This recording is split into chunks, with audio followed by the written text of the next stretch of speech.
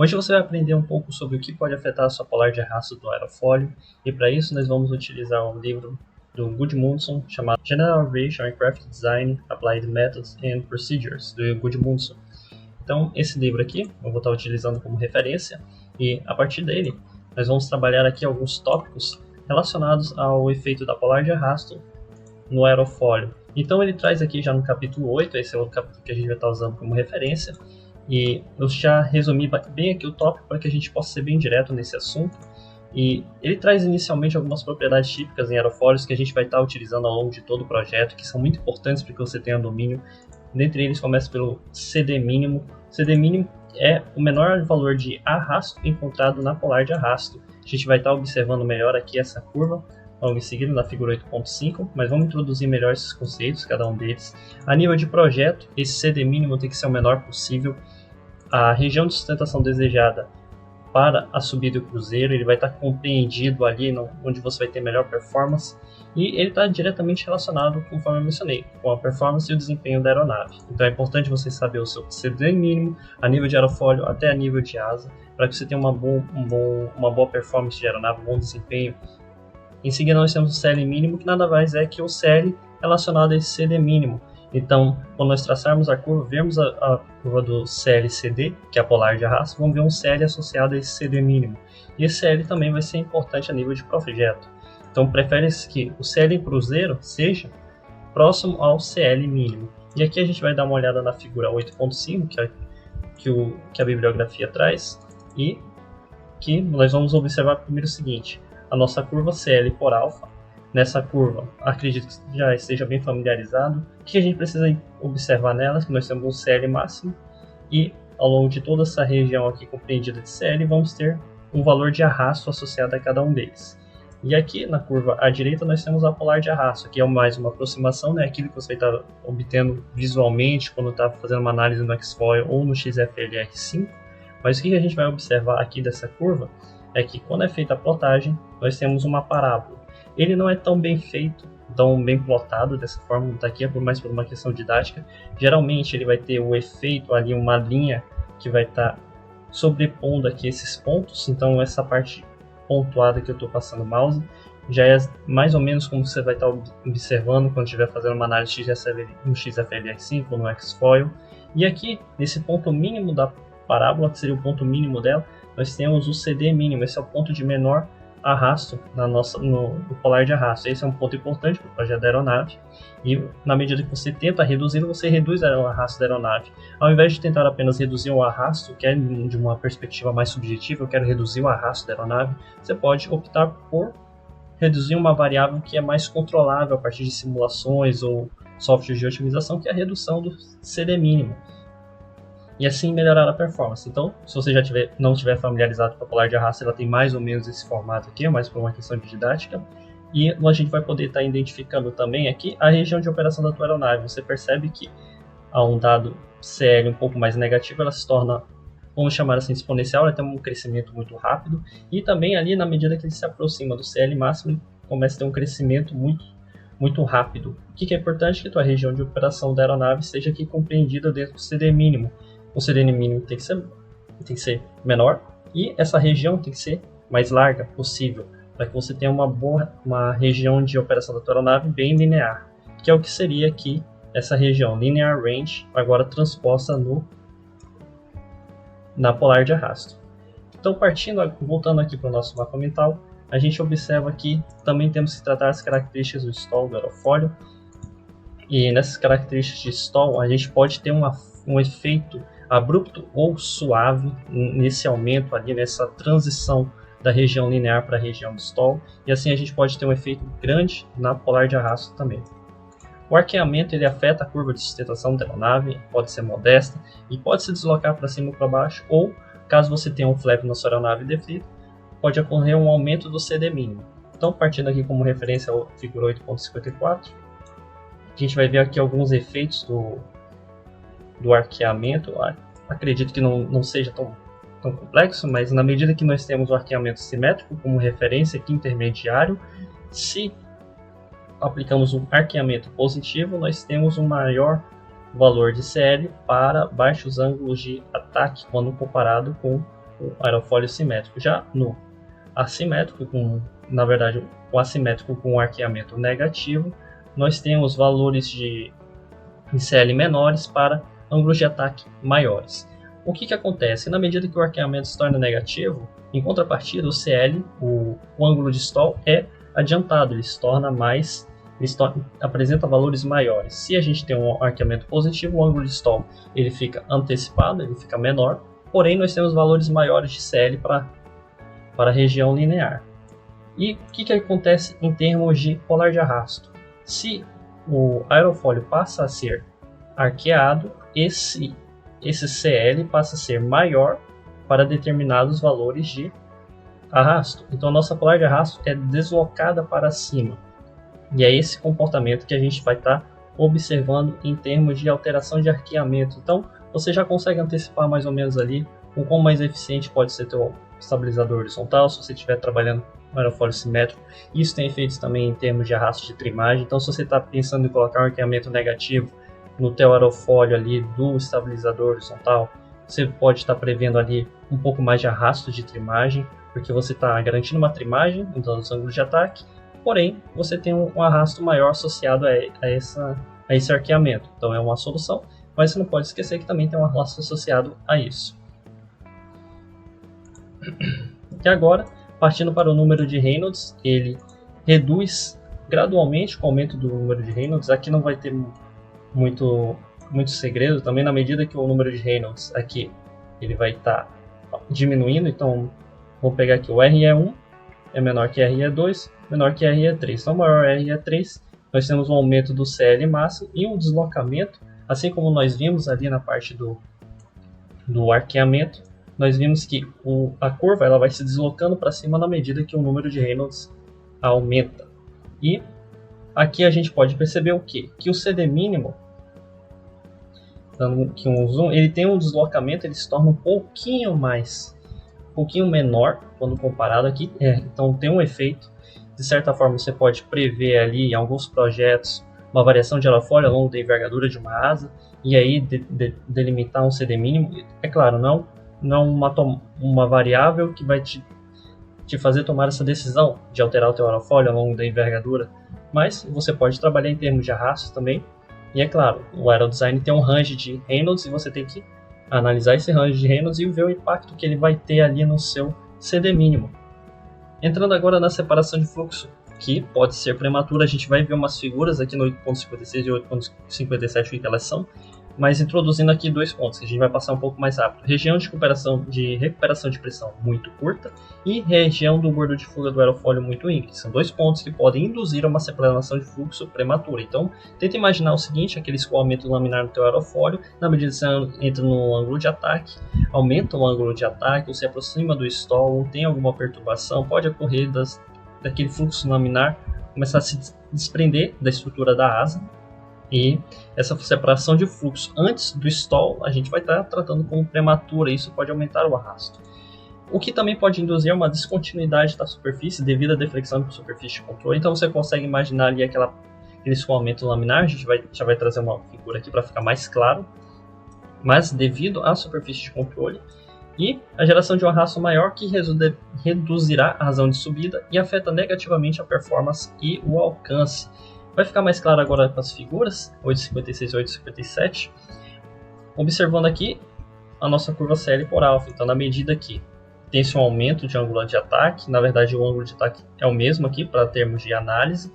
O que acontece se nós temos uma separação adiantada? Essa separação adiantada pode causar uma separação adiantada de fluxo, e na medida que isso acontece, você tem um outro comportamento da tua curva CL por alfa. Consequentemente, a tua polar de arrasto aqui vai ter um range de operação reduzido. Então, antes, quando eu disse que você tinha que reduzir o CD mínimo e tornar essa curva, essa parábola mais larga, estendê-la para a direita ou para a esquerda, a separação de fluxo prematura está trazendo esse CL por alfa um pouco mais para a esquerda, conforme a gente pode observar no gráfico. Então, olha só, o CL máximo agora está compreendindo uma região de CD. O CL máximo está reduzido, na verdade, para o mesmo valor de CD. Então essa separação de fluxo pode acontecer. E a gente observa aqui que ele está analisando só a parte positiva, que é aquilo que a gente tem de interesse. A gente vai estar voando com a aeronave de cabeça para baixo. Então não é interessante, a gente ficar observando muito essa parte negativa aqui, a gente traz alguns parâmetros dela, mas é importante a gente sempre observar essa região aqui, que seria a linear, essa transição para o stall, e aí reduzir o CD mínimo e tentar antecipar aqui, de certa forma. Na minha experiência, eu não cheguei a estudar essa parte de separação, provavelmente a gente conseguiria ver melhor com umas análises em softwares de simulação, como CFD. Porém, o que a gente pode antecipar aqui? Uma deflexão de uma superfície de controle pode induzir a esse tipo de situação, e aí a gente poderia estar observando isso melhor nesse software de simulação CFD. E é claro, vai depender do quão complexa pode ser a estrutura, não somente da superfície de controle, mas também da sua asa. Então, se ela tem uma geometria um pouco menos convencional, muitos afilamentos, muitas quebras, seções ao longo da envergadura, e você está defletindo uma superfície lá, na medida que você torna isso mais específico, mais diferente de ser rastreado na literatura, é muito importante que você tenha a noção de que não vai ser necessário somente uma análise num software convencional, como o Xfoil, XFLN5, mas que se a solução está se tornando mais específica, aquele ponto específico no qual a solução é mais específica, uma estrutura, a geometria da asa é mais específica, mas quando você tem ali já uma superfície de controle que está associada a uma superfície que é mais específica, mais diferenciada, fora desse rastreamento da bibliografia, você tem que se cuidar e talvez fazer uma simulação mais específica para o seu projeto, ou até mesmo trazer para o túnel de vento se você tiver. E agora, continuando no nosso próximo ponto, que é o flap no bordo de fuga. Então a gente já deu uma introduzida ali com a superfície de comando. E no caso de uma deflexão para baixo, nós temos um aumento do arqueamento. Então a gente já antecipa mais ou menos o comportamento da polar de arrasto com a deflexão. E o que acontece? A gente aumenta o CL máximo e reduz o alfa de stall. A gente já prevê ali um comportamento associado ao arqueamento e também a antecipação da separação de fluxo devido à deflexão da superfície de controle. Então tem os dois pontos a serem considerados. Deflexão para cima, reduz o arqueamento, reduz CL máximo, aumenta o alfa de stall. Comportamento análogo agora, que a gente viu anteriormente. Deflexão do flap para cima altera o coeficiente de momento da asa, isso é importante em termos de estabilidade. E em alguns casos podemos ver ali um aumento da estabilidade estática da asa, e aí não vamos precisar de estabilizadores ou canagem. Na medida que é utilizado um flap numa aeronave, a gente viabiliza o desenvolvimento de outros protótipos, que no caso é o canagem ou asa voadora. E aqui vamos observar as figuras 858 e 859. 858 e 59.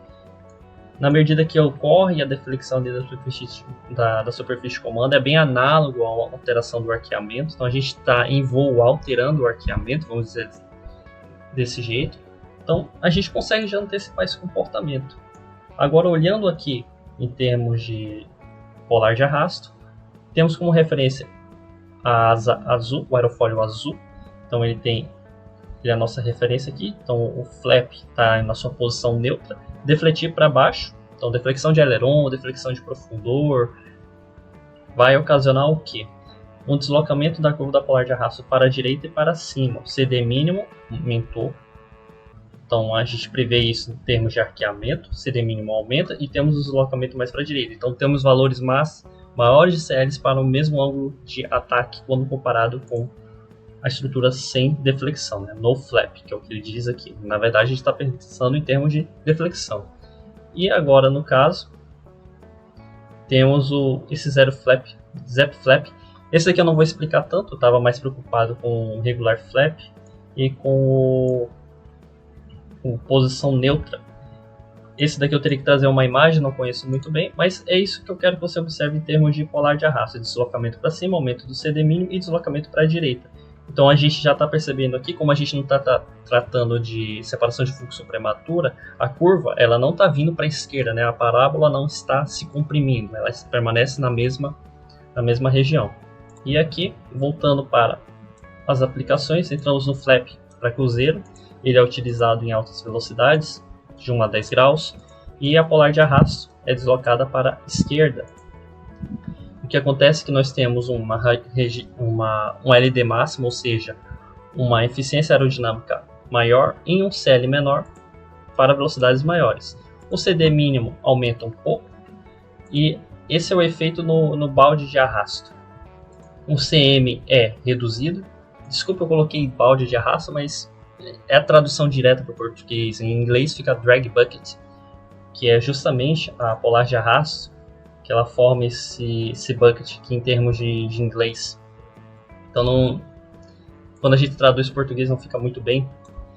O CM reduzido reduz arrasto de trimagem e é usado em sailplanes. Não vou conseguir traduzir aqui agora. 8.60, essa figura aqui. Vamos observar aqui o flap neutro e o flap em cruzeiro.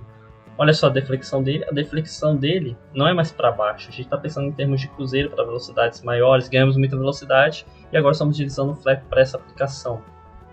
Temos a referência, o flap neutro, e a curva é deslocada para a esquerda. E o CD mínimo aumentou um pouco, conforme está explicado na bibliografia.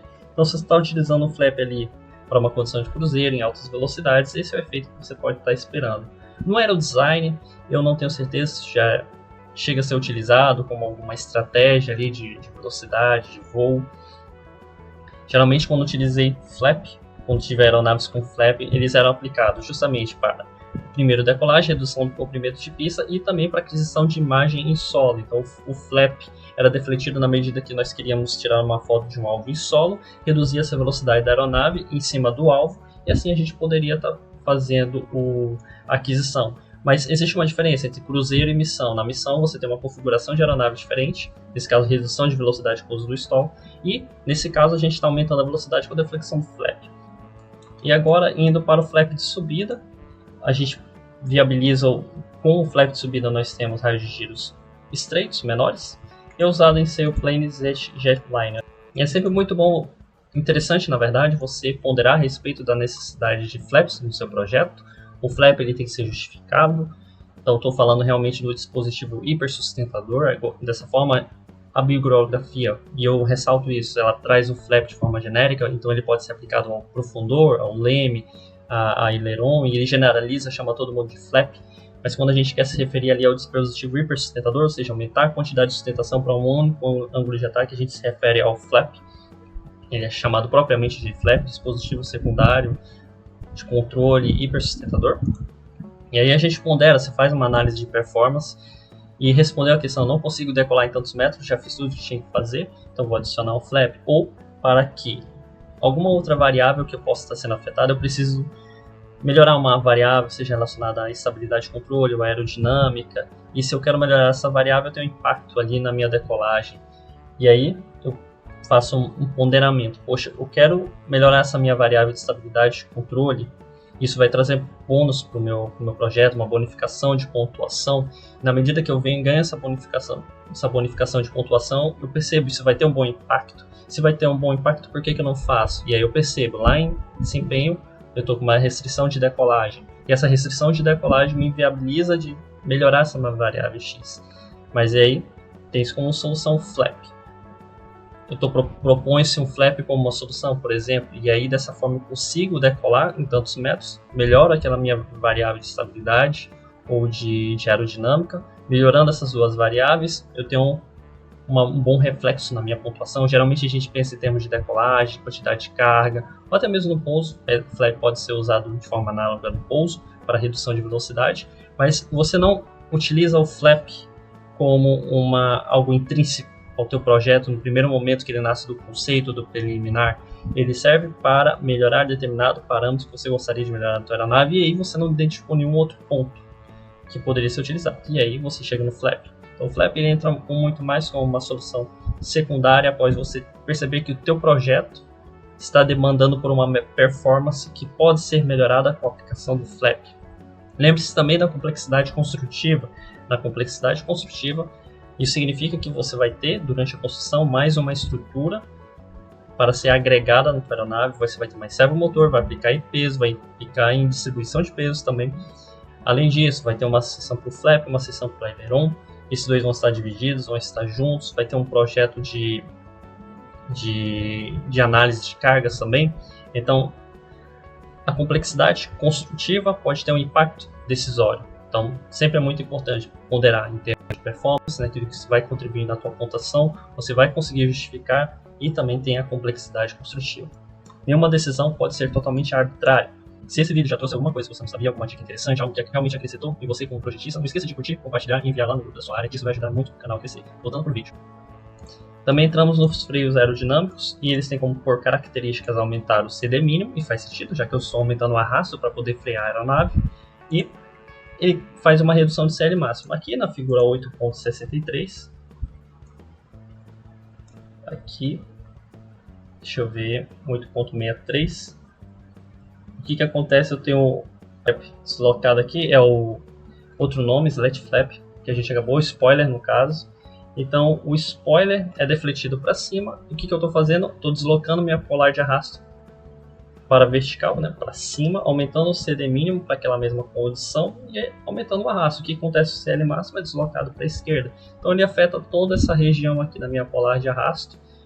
E o que a gente pode observar é que antes a gente estava preocupado com o CL máximo, agora nem tanto. A gente está preocupado em gerar uma quantidade de arrasto para aquela condição específica, que seria o pouso, para que a gente consiga cumprir o comprimento de pista. No aerodesign, eu nunca cheguei a ver, acho que eu nunca vi alguém comentar sobre spoiler, então não fiz esse tipo de rastreamento, então eu acredito que não seja tão viável. Sempre vai depender, é claro, do regulamento da competição, dos desafios que são propostos por eles, mas assim como o flap.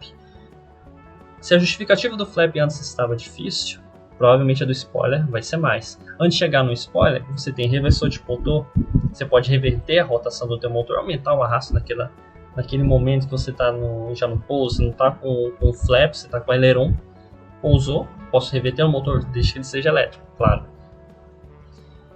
E, é claro, também, você não está agregando peso à tua estrutura quando utiliza o reversor do motor elétrico para fazer esse pouso, essa aterrissagem. Então, sempre é bom ponderar sobre as diferentes soluções. E, por fim, o efeito da rugosidade no bordo de ataque e suavidade da superfície, o que é já de se esperar. Na competição tem-se muito cuidado de fazer uma entelagem lisa, sem bolhas de ar, de modo que seja bem aderente. Lembre-se também que a temperatura pode afetar a entelagem, então é muito importante você estar protegendo aquilo da melhor forma possível. E não somente proteger, mas construir, garantir que ele esteja uniforme, sem bolhas, com quebras assim de entelagem, com poucos remendos, né? A gente sabe que pode ser um pouco difícil a gente garantir aquela integridade ali da estrutura da entelagem. Algumas equipes optam até por fazer a entelagem por fita. Então, dessa forma, tem essa preocupação, a gente pode ter esse efeito indesejado ali na nossa polar de arrasto, alterando a suavidade ou a rugosidade da superfície. Algumas equipes usam o rugosímetro ali para medir a rugosidade e verificar qual é o efeito que isso tem na performance. E se tem efeito na performance, tem efeito ali diretamente no CD mínimo, no arrasto parasita. Não me lembro exatamente quais são os parâmetros que afetam o arrasto parasita, mas tenham esse cuidado, primeiro, da construção e segundo, durante a competição.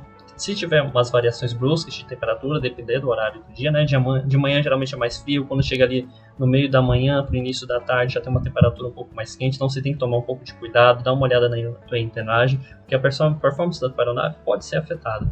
Agora, em qual escala vai ser afetada, se é realmente algo de preocupação, você não vai medir isso, não é algum ponto que eu tenho que medir e controlar. Mas preste atenção na tua entelagem, veja se ela não dá uma engelhada, se você não tem que passar um soprador em determinada parte.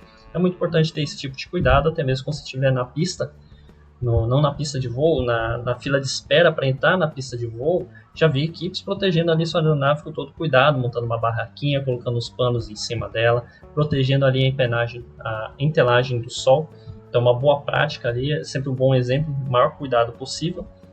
A gente pode ter, aproveitando, né, o quanto que o calor pode afetar, e partindo aqui para estruturas, calor, dependendo do teu tipo de rodinha, né, se você tiver envolvido ela com algum tipo de borracha, pode desprender a borracha da rodinha, né? Uma dica que eu acabei de me lembrar agora. Aqui tem o efeito da polar de arrasto, as figuras 8.64 e 8.65. São alguns exemplos. O que a gente vai observar? Só o efeito do número de Reynolds no CD mínimo, agora comparando uma superfície que está suave, né, smooth de suavidade, então ela se mantém constante ao longo do número de Reynolds. Quando eu falo constante, é comparando aqui com esse daqui, que é um polish, né, algo que está... Um polish é infelizmente não vou conseguir traduzir aqui agora, mas eu acredito, se você vê o smooth como suave, é um polish ao contrário do suave, e aí você vê um aumento ali do CD mínimo bem grande, com aumento do número de Reynolds. Então não é nem necessariamente a rugosidade, meio que quando você percebe ela, é o efeito do número de Reynolds no CD mínimo. E aí, é claro, você tem que ver se isso daqui também está dentro da tua margem de atuação da tua aeronave, o número de Reynolds. E essa última análise aqui é em relação à rugosidade e ao efeito da rugosidade no arrasto. E aí, se a superfície é lisa, você vê a nossa polar de arrasto, ela está bem baixinha aqui. À medida que essa rugosidade aumenta, nós já temos ali um aumento do CD mínimo e um impacto direto na performance da aeronave. E aí, você tem que realmente ponderar, isso está afetando o que? Na minha quantidade de carga que eu vou estar levando, vai estar afetando o meu comprimento de pista. Existem muitas coisas que podem impactar ali a rugosidade, então faz que sentido, né? Infelizmente não consigo dizer agora, compre um rugosímetro para a sua equipe porque vai fazer total diferença, mas tem uma preocupação construtiva e na hora da competição, que isso daqui já pode ser amenizado. E aqui a gente chega no final do nosso mapa mental, e aí para fechar aqui, sempre vale algumas orientações, conforme eu fui falando. Mesmo que você não consiga extrair toda essa parte teórica que eu comentei aqui, e colocar ela na sua mente, tenha em mente que, acredito que sejam as principais dicas, são: você não vai chegar e dimensionar, eu quero ter uma aeronave com o menor arrasto possível. O arrasto é uma composição de parasita induzido e mais o termo sônico. Então, como a gente está num escoamento subsônico, a gente vai tirar o arrasto de onda e vai ter duas parcelas ali. O seu objetivo é reduzir alguma delas de alguma forma, melhorando geometricamente ou reduzindo o CD mínimo ali a partir de uma otimização de aerofólio, que era o que a gente estava comentando aqui. Nunca torne, então, os teus objetivos abstratos. Se você quer reduzir o arrasto, você vai reduzir uma parcela dele. Ou seja, identifique o teu objetivo principal dentro daquele componente com arrasto e tenta trazer isso para as outras áreas também, ou outros parâmetros, como sustentação, como tração, o que está afetando ali.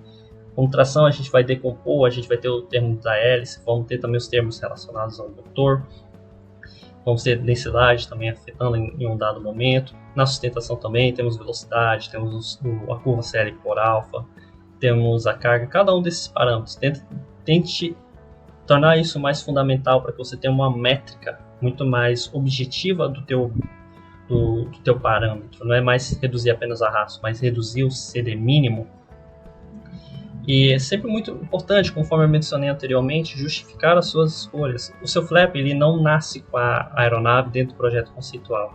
O flap não só comumente como ele, mas como, por exemplo, o endplate, com o freio, eles têm que nascer de justificativas a partir de análise dentro do projeto preliminar ou do conceitual, não necessariamente. Então é importante você delimitar ali alguns pontos nos quais você constata que precisa ser colocado um freio, precisa ser colocado um flap, precisa ser colocado algum dispositivo hipersustentador como o flap ou o endplate.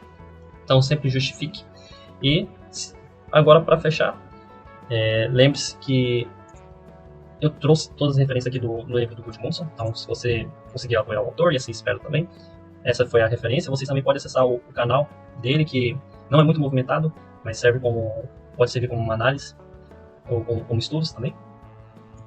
Você pode seguir aqui o canal dele, também é muito bom. Tem algumas análises básicas, não é muito bem atualizado, não tem muitas atualizações, mas segue aqui mais uma referência para o estudo de vocês. Então, fechando aqui a aula, se isso daqui trouxe acrescentou alguma coisa nos seus estudos, trouxe algumas dicas boas, curta o vídeo, compartilhe. Acredito que isso possa ajudar não somente a você, mas outras pessoas que têm interesse em participar do design, estejam participando, estejam aprendendo, tá bom? Somos os projetistas e futuros engenheiros e espero que assim a gente consiga construir uma escala de conhecimento melhor para cada um de nós. Obrigado.